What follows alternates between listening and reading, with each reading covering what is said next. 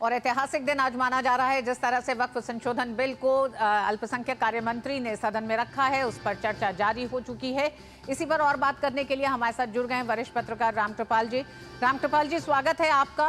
और 2013 का वो दौर भी देखा आपने जब वक्फ संशोधन वक्फ बिल में कई संशोधन किए और आखिरी संशोधन 2013 के दौरान हुआ है। यूपीए सरकार का एक तरह से अंतिम संशोधन वक्फ को लेकर कह सकते हैं। आज जिन बड़े बदलावों के साथ किरेन रिजिजू ने इस संशोधन बिल को रखा है और नाम से ही प्रतीत होता है उम्मीद नाम दिया है इस बिल को।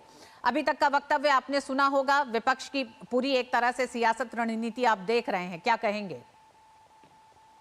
बहुत ही जैसा कि रिजिजू जी ने कहा, बहुत सारी उम्मीदें हैं पूरे इस देश के वो तमाम गरीब बहुसंख्यक मुसलमानों को भी उम्मीद है। और मुझे लगता है कि ये कानून बनेगा। और जो इतने समय से, काफ़ी दिनों से, कई वर्षों से जो एक संविधान का एक तरह से धज्जियां उड़ाने वाला ये कानून जो चल रहा था कि इसका कोई सुनवाई नहीं होगी, ये कानून से बड़ा कानून है और जिस पे भी हाथ रखेंगे वो वक्फ की प्रॉपर्टी हो जाएगी, इस तरह का मुझे आशय कि क्यों अदालत में चुनौती नहीं दी गई थी और क्यों अदालत ने इसको नल एंड वॉइड नहीं किया था। तो मुझे खुशी है जिस तरह से रिजिजू जी ने बहुत सारी बातें अपने आप को रखी हैं। आप यही सोच लीजिए कि आप कह रहे थे देश ही नहीं, दुनिया में किसी भी वक्त के पास सबसे ज्यादा संपत्ति अगर है तो भारत में है। और जो मुसलमानों की हालत है, जो गरीब बहुसंख्यक बेचारे जो उनकी हालत है, वो बयां करती है कि वक्त के पास, जिसके पास इतनी जमीन है, सब कुछ था, उससे कोई भला नहीं हुआ है आम मुसलमान का। तो मैं समझता हूं कि ये बहुत ही एक अच्छा कदम है। और जो पिछले कानून जो 1995 में जो संशोधन किया गया था, वो सिर्फ एक तुष्टीकरण था, कहीं से कोई डिमांड नहीं आई थी। इसलिए कि 92 में बाबरी मस्जिद के ढहने के बाद मुसलमान जो कांग्रेस का वोट बैंक हुआ करता था वो छोड़ के उससे चला गया। उनको अपीस करने के लिए 95 में लाया गया। और आप सोचिए कि 2014 में, बल्कि जिसको 13 कह रहे हैं, 13 में वो कानून इतने आनन फानन बना, जबकि इलेक्शन हो रहा था, उसमें तो इतने असीमित कर दिए गए कि जो कि किसी भी तरह से equality before law and equal protection of laws की कानून धज्जियां उड़ाता था। रामकृपाल जी, हम जिस तरह से मुसलमानों में खुशी देख रहे हैं वक्फ संशोधन बिल को लेकर, तमाम जो नए प्रावधान जोड़े गए हैं और खासकर वक्फ संपत्तियों के सही मैनेजमेंट को लेकर, उनके सही तार्किक प्रबंधन को लेकर जो तमाम संशोधन किए गए हैं, क्या आपको लगता है कि कांग्रेस ने या इससे पहले की सरकारों ने इसका इस्तेमाल महज राजनीतिक तौर पर फायदा लेने के लिए किया, और आज जब एक बड़ा बदलाव हो रहा है तो उस फायदे में शामिल हो रहे हैं मुसलमान, तमाम वो वर्ग जो खासकर एक तरह से पिछड़ा मुसलमान, पसमानदा, वोहरा, ये तमाम लोग अब शामिल हो रहे हैं, चाहे सदस्य के तौर पर या फिर इन संपत्तियों का जब सही प्रबंधन होगा,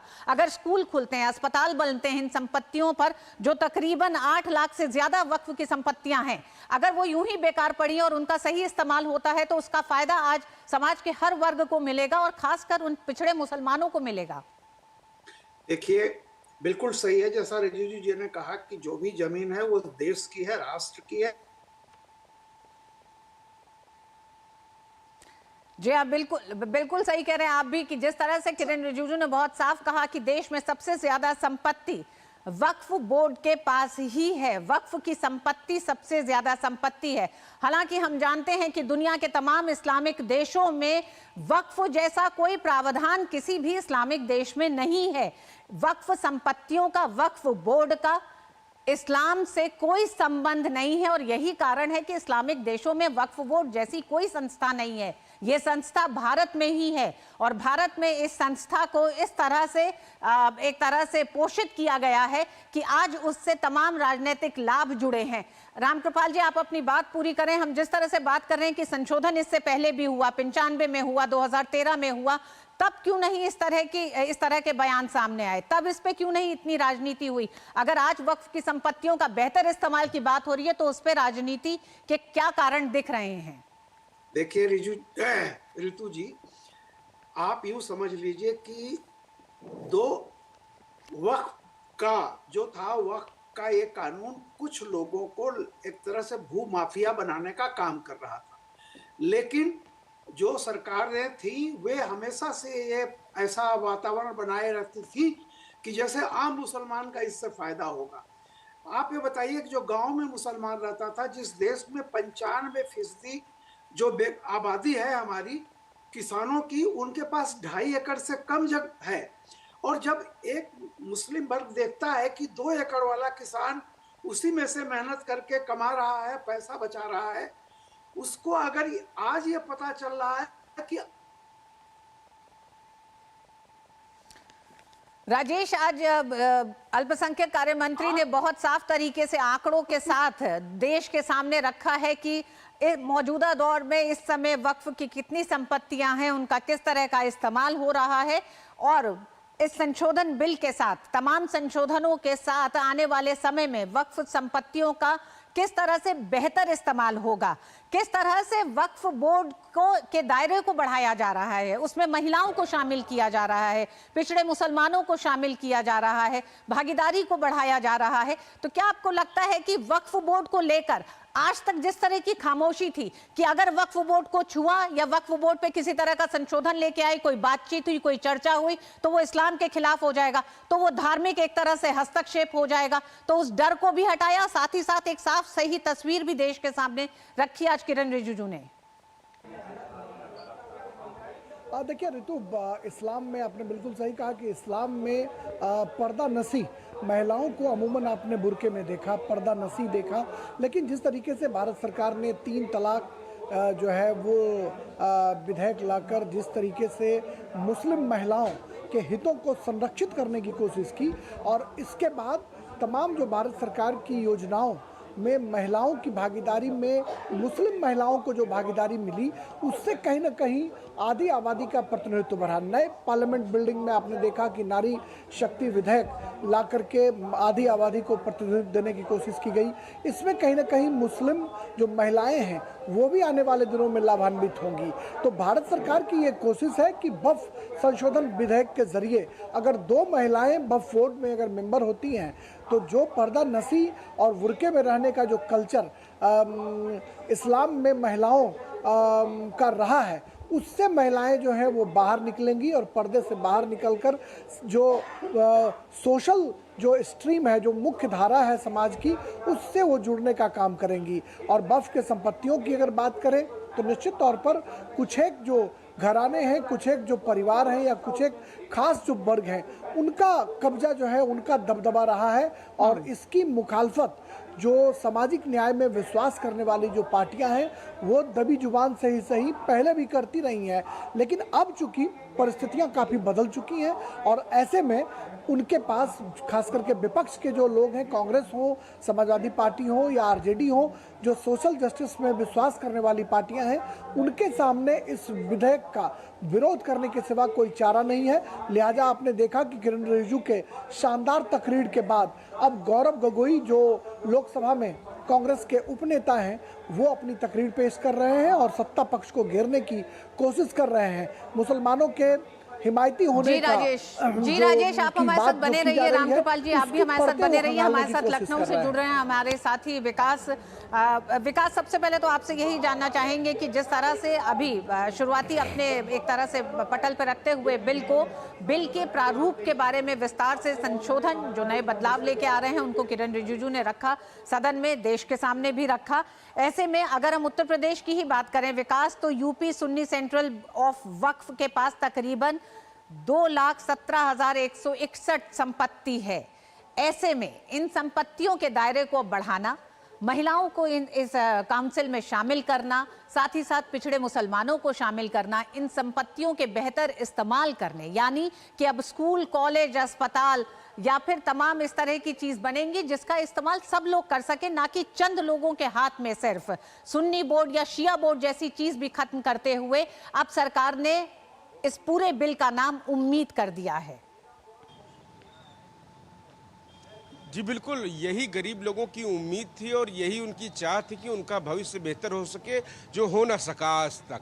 इस उम्मीद के साथ इस उम्मीद बिल को पेश किया गया है और तमाम सारे गरीब लोगों को ये उम्मीद है कि अब आने वाले समय में जो वक़्फ़ की संपत्तियां हैं, उनसे जो भी आम गरीब लोग हैं, महिलाएं हैं, मजलूम हैं, तलाकशुदा महिलाएं हैं, उनके जीवन में शायद कुछ बदलाव आ सके। चूँकि आपने जैसा जिक्र किया कि 2 लाख से ज़्यादा संपत्तियां सुन्नी वक्फ बोर्ड के पास हैं और ऐसे ही तमाम सारी संपत्तियां शिया वक्फ बोर्ड के पास हैं। इन सारी संपत्तियों को लाभ कौन उठा रहा है आज तक? कौन आज तक मालामाल हुआ है? किसकी तिजोरियां भरी हैं? ये सभी लोग जानते हैं, लेकिन वहां तक उनकी आवाज़ नहीं पहुंच सकती है। इसीलिए ये वक्फ बिल लाया गया है और इस वक्फ संशोधन बिल में लोगों को ये उम्मीद है, आम लोगों को खास तौर से जो इन लोगों के खिलाफ आवाज़ तक नहीं उठा सकते हैं, उनको उम्मीद है कि अब इस कानून के सहारे उनके जीवन में बदलाव आएगा, उनके लिए भी कुछ अच्छी चीज़ें हो पाएंगी, उनके लिए भी समाज जो कार्य किए जाते हैं वक्फ के द्वारा, उनका उनके बच्चों को, आने वाली पीढ़ियों को लाभ हो सकेगा, जिससे कि समाज की मुख्य धारा में जुड़ सकेंगी। तो सभी लोगों को इस बात की उम्मीद है। भले ही तमाम सारे ऐसे लोग होते हैं जिनके दबाव में ये सब लोग नहीं बोलते हैं, लेकिन दबी जुबान से सब इस बात का स्वागत कर रहे हैं। तमाम सारे आपने बताया कि जब 2 लाख से ज़्यादा संपत्तियां हैं, आखिरकार उनसे कौन लाभ उठाया है? वही लोग लाभ उठाए हैं जो मुतलबी हैं, जो रसूखदार लोग हैं, जो ताकतवर लोग हैं, वही उसका लगातार पीढ़ियों से लाभ उठाते आए हैं और ये चाहते हैं कि हमेशा उनका दबदबा इस पर कायम रहे, इसीलिए इस चीज़ का विरोध करते हैं। लेकिन फिलहाल आम लोगों के लिए जो उम्मीद जागी है, इस उम्मीद बिल से निश्चित रूप से उनके आने वाले भविष्य, उनके आने वाली पीढ़ियों को इससे एक नई उम्मीद के पंख लगेंगे। जी ऋतु। जी विकास, आप हमारे साथ बने रहिएगा। उससे पहले हम अपने दर्शकों को बता दें कि मुस्लिम समाज के कई लोग वक्फ संशोधन बिल का समर्थन कर रहे हैं। मुंबई में मुसलमान समुदाय ने एक दूसरे को मिठाइयाँ खिलाई हैं, वहीं भोपाल में भी मुसलमान समुदाय में खुशी का माहौल है। लोग ढोल नगाड़ों पर नाचे और थैंक यू मोदी जी के पोस्टर लेके प्रधानमंत्री मोदी का शुक्रिया अदा किया। इसके साथ ही राजधानी दिल्ली में वक्फ बिल को लेकर, जो कि आज अगर सदन में पास होता है, आने वाले समय में ये उम्मीद बिल कहलाएगा, इसको लेकर मुसलमान समुदाय में खुशी का माहौल है।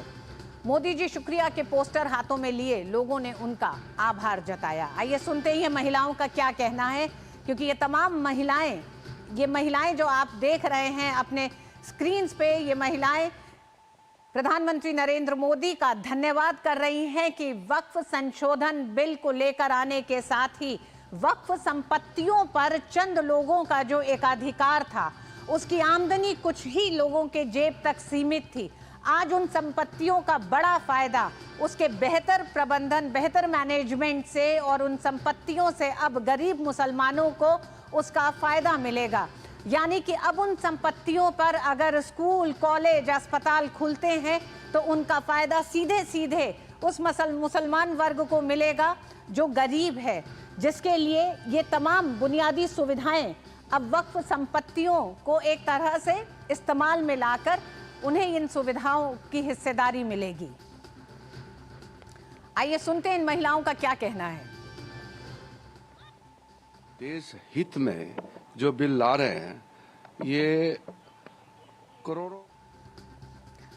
और लोकसभा में आज वक्फ संशोधन विधेयक पेश किया गया। ऑल इंडिया मुस्लिम जमात के प्रमुख मौलाना शहाबुद्दीन रिजवी बरेलवी ने उम्मीद जताते हुए कहा कि ये विधेयक संसद के दोनों सदनों में पारित हो जाएगा और ये मुसलमानों के हित में साबित होगा। बिल के फायदों पर प्रकाश डालते हुए रिजवी ने कहा कि संशोधन लागू होने के बाद होने वाली कमजोर गरीब मुसलमानों के हित में होगी। इससे उनकी तरक्की और विकास होगा।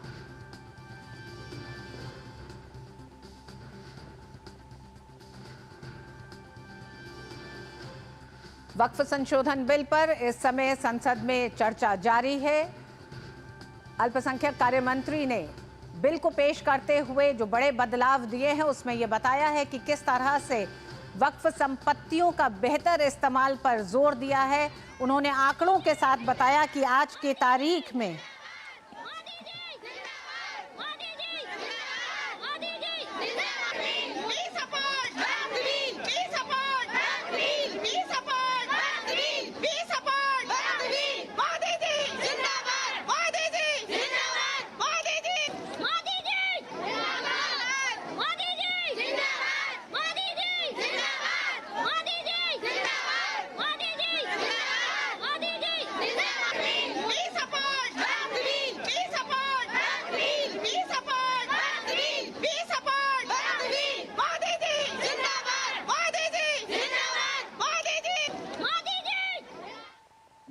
उम्मीद रखता हूं कि इंशाल्लाह वक्फ संशोधन बिल पार्लियामेंट में आज पास हो जाएगा और मैं खुदा से यही दुआ करता हूं कि अल्लाह इसको पास करा दे ताकि मुसलमानों की गुर्बत का खात्मा इस बिल के ज़रिए हो जाए। चूँकि हमारे बुज़ुर्गों ने वक्फ की थी ज़मीनें, इसलिए वक्फ की थी कि गरीब, कमज़ोर, लाचार, यतीम, बेवा मुसलमानों की इससे होने वाली आमदनी से मदद होगी, उनकी खुद किफ़ालत होगी, उनकी तरक्की होगी, उनकी फलाह व बहबूद के लिए काम होंगे, उनके जन कल्याण पर ध्यान दिया जाएगा। देखिए, बरेलवी सेक्ट के मौलाना का कहना है कि वक्फ संपत्तियों का जो सिद्धांत था वो इसलिए था कि गरीब मुसलमानों, बेवाओं के लिए उसका इस्तेमाल किया जाए, उन संपत्तियों का, जो कि नहीं हो रहा था। आज जब वक्फ संशोधन बिल पर चर्चा जारी है और उसके बाद ये बिल संभावित माना जा रहा है कि ये पास होगा, ये नया कानून उम्मीद के नाम से आएगा सामने, तब इन तमाम संपत्तियों का बेहतर इस्तेमाल होगा उन गरीब मुसलमानों के लिए भी। हमारे साथ योगेश शीतल भी जुड़ गए हैं मुंबई से। योगेश, सबसे पहले आपके पास आना चाहेंगे कि महाराष्ट्र में भी एक बड़ी संख्या में मुसलमान हैं, काफी ज्यादा संपत्ति को लेकर वक्फ बोर्ड ने एक तरह से दावा किया है और कई ऐसी संपत्तियां हैं जो विवादित हैं। ऐसे में वक्फ संशोधन बिल अब जो उम्मीद बिल कहलाएगा, कितनी उम्मीदें लेके आ रहा है?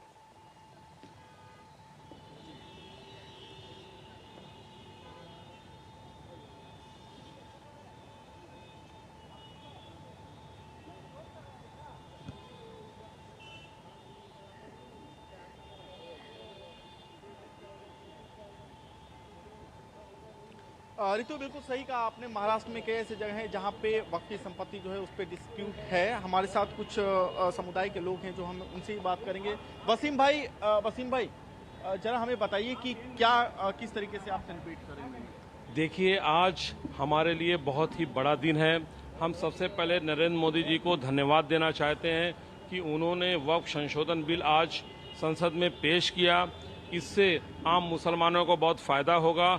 पिछली सरकारों ने अपने मिली जुली चाल से वक्फ माफियाओं को ज़मीन कौड़ियों के भाव में दिया और उस ज़मीनों पर जो भूमाफियाओं ने अवैध तरीके से कब्जा करके उसको अपने इस्तेमाल के लिए यूज़ किया।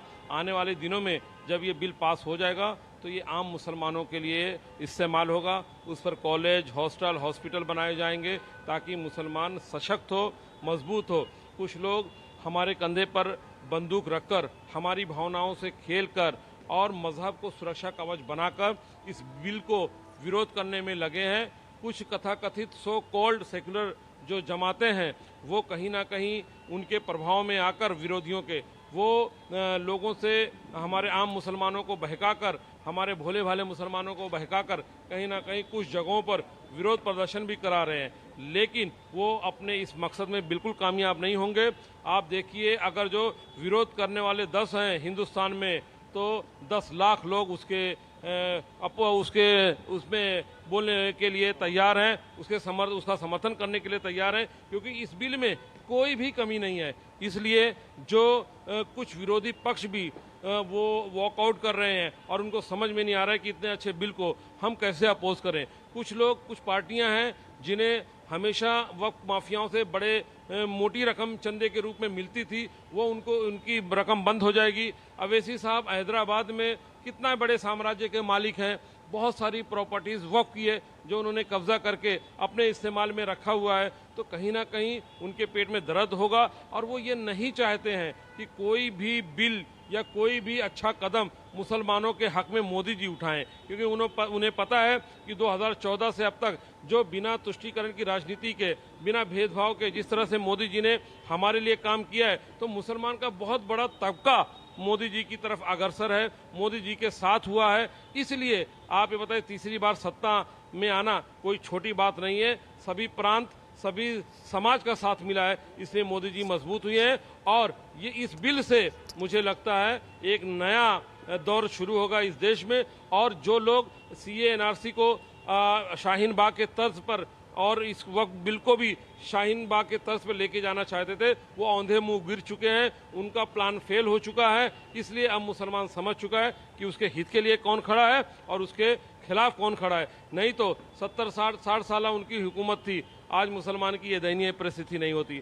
आज भी देखिए पश्चिम बंगाल में सबसे ज़्यादा वहाँ पर मुसलमान बदहाल है, मुसलमान गरीब है, मुसलमान मजबूर है। वहाँ कभी बीजेपी की सत्ता नहीं रही। जहाँ जहाँ बीजेपी की सत्ता है, जहाँ जहाँ मोदी जी का के डबल इंजन की सरकार है, वहाँ मुसलमान मजबूत हुए हैं। हम नरेंद्र मोदी जी का एक बार फिर से बहुत बहुत धन्यवाद व्यक्त करते हैं। बहुत बहुत धन्यवाद। एक बात बताइए, जो किरण रिजिजू जब वो बिल पेश करे तो उन्होंने ये भी कहा कि 2014 में चुनाव से पहले जो है बहुत सारी जमीन जो है वो डिनोटिफाई की गई। क्या मंशा रही होगी इसके पीछे? मतलब मंशा जो भी रही ठीक रही है। इसमें मतलब जो भी मतलब इन्होंने मतलब एक कानून बनाने का प्रस्ताव डाला था तो बहुत मतलब अच्छा काम किया उन्होंने। मतलब जो है हम उसका मतलब जो है सपोर्ट करते हैं, क्योंकि मतलब जो है ये वक्फ बोर्ड की जो भी संपत्तियां हैं लोगों को मतलब जो है अपने में ही बांट खा लेते थे, मतलब गरीबों में। क्या बताइए, जैसे सच्चर समिति की रिपोर्ट है, कई सारी समिति की रिपोर्ट्स में हमने देखा कि जो समुदाय है, जो मुस्लिम समुदाय, वो काफ़ी पीछे रह गया विकास के दौर में। इसके बाद अगर आपको लगता है कि वक्फ अगर इक्वली अगर जस्टिस हो, जो उद्देश्य है उन तक अगर पैसे पहुंचे, मदद पहुंचे, रिसोर्स पहुंचे, तो जो समुदाय है उसको ऊपर आने में, तो अपलिफ्ट होने में मदद मिलेगी। देखिए, वक्फ की बहुत बड़ी प्रॉपर्टी जो है वो मुसलमानों के काम में आ सकती थी, लेकिन अभी तक उनके हक काम नहीं आई। और मुझे लगता है कि इस तरह के संशोधन से ज़रूर मुसलमानों को फ़ायदा मिलेगा। और मुझे लगता है कि जो बिल है वो बहुत सोच समझकर बनाया गया है। हम उस बिल के साथ खड़े हैं और उस बिल से एक चीज़ तो तय हो गई है कि अब जो वक्फ की प्रॉपर्टीज़ को नाजायज़ तरीके से कब्ज़ा करके अपने फ़ायदे के लिए इस्तेमाल कर रहे थे, वो अब बेनकाम हो जाएंगे और वो लोग कहीं ना कहीं बेनकाब होकर शर्मिंदा भी होंगे और आम मुसलमान मजबूत होगा। और अभी तक देखिए 2014 से अब तक जितने भी साल मोदी जी जब से प्रधानमंत्री हैं, मुसलमान बहुत मजबूत हुआ है। चाहे आप सरकारी नौकरियों में हिस्सेदारी भागीदारी कर लीजिए, पढ़ाई के क्षेत्र में। आज़ादी के बाद पहली बार इस देश को एक ऐसा प्रधानमंत्री मिला है जिसने कभी एक समुदाय, एक प्रांत की बात नहीं की है। उन्होंने 140 करोड़ भारतीयों की बात की है। उन्होंने 140 करोड़ की भारतीयों की आंखों में खुशी और उनके जीवन में खुशहाली है, इस संकल्प के साथ काम किया है। 2014 से अब तक, अब आज़ादी जब से हुई और अब तक आप सोचेंगे सबसे ज्यादा आईएएस चुनकर इस बार आए हैं। किसके दौरे हुकूमत में? मोदी जी के दौरे हुकूमत में 52 आईएएस ऑफिसर मुस्लिम बने हैं। 1954 में आजाद भारत में वक्फ के कानून के बनने के बाद से तमाम जो संशोधन हुए उस दिशा में 2025 का ये संशोधन कई मायनों में बेहद अहम है। न सिर्फ कानून का नाम बदला जा रहा है बल्कि उसके मकसद को भी एक तरह से एक व्यापक रूप दिया जा रहा है। रामकृपाल जी हमारे साथ मौजूद हैं। रामकृपाल जी, दो बातें बेहद महत्वपूर्ण। सेक्शन 40 जो मौजूदा जो कानून था वो ये कहता था कि तमाम शिया सुन्नी वक्फ बोर्ड के नाम पे जो भी है वो जाके किसी भी जमीन का दावा कर सकते हैं और वो जमीन वक्फ की हो जाएगी। उसके बाद वो जिसकी जमीन है वो जाए ट्राइब्यूनल में चक्कर लगाए और ट्राइब्यूनल में भी सीमित लोग होंगे, 3 लोग, उनमें किसी और की कोई सुनवाई नहीं है। तो पहले आप जमीन लेंगे और फिर वो सुनवाई के लिए आप ही के सामने बैठेगा। अब इसको खत्म करते हुए सेक्शन 40 जैसी व्यवस्था को खत्म किया गया है। साथ ही साथ ट्राइब्यूनल तक सीमित न रख के अब आप न्यायालय में जाके अपील कर सकते हैं। ट्राइब्यूनल के दायरे को भी बढ़ाया गया है। तो ये एक बड़ा परिवर्तन कह सकते हैं, क्योंकि मनमाने तरीके से भूमाफियाओं के रूप में जिस तरह से वक्फ बोर्ड बढ़ रहे थे उन पर एक लगाम लगाई गई है। निश्चित रूप से ऋतु जी, जैसा मैंने पहले भी कहा कि देखिए संविधान में जो है उसमें है कि equality before law and equal protection of laws. हर इंसान जो भारत का नागरिक है, चाहे वो किसी धर्म का हो, सबके लिए कानून बराबर है। मुझे समझ में नहीं आया ऐसा कानून कैसे बनाया गया जो कि किसी भी न्यायिक प्रक्रिया से बाहर हो सकता है। देखिए, किसी भी चीज की जुडिशियल इंक्वायरी तो हो ही सकती। जी हाँ, अभी तक के प्रावधान के तहत अगर वक्फ बोर्ड ने किसी संपत्ति को वक्फ की संपत्ति कह दी है तो उसकी सुनवाई सिर्फ ट्राइब्यूनल तक होगी और कोई अदालत उसे सुन नहीं सकती। यानी कि न्यायालयों से ऊपर का वक्फ ट्राइब्यूनल हो चुका था। साथ ही साथ ये भी एक तथ्य है जो मुझे लगता है दर्शकों को जानना बहुत जरूरी है कि इस्लामिक देशों में वक्फ संपत्ति जैसी कोई व्यवस्था नहीं है। चाहे तुर्की, लीबिया, मिस्र, Sudan, Lebanon, Syria, Jordan, Tunisia, Iraq जैसे इस्लामिक देशों में वक्फ नहीं है। भारत में न केवल वक्फ बोर्ड सबसे बड़े शहरी भू स्वामी है, बल्कि उसके पास कानूनी रूप से उनकी सुरक्षा करने वाला एक अधिनियम भी तैयार किया गया, तमाम संशोधन किए गए। तो एक तरह से इन भूमाफियाओं को राजनीतिक संरक्षण दिया गया था। बीजेपी के